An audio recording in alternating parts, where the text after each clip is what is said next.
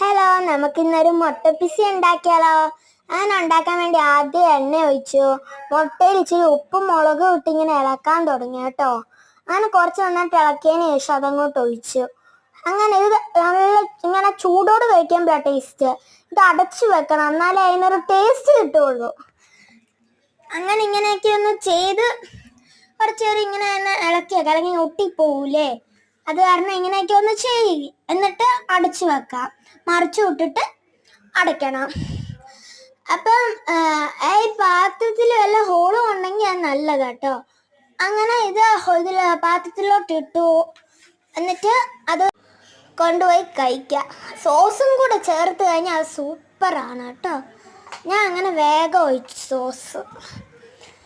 പിന്നെ അതെന്താണ് അതിൻ്റെ ഒരിത് കഴിക്കലേ. അപ്പം കഴിച്ചു തുടങ്ങി.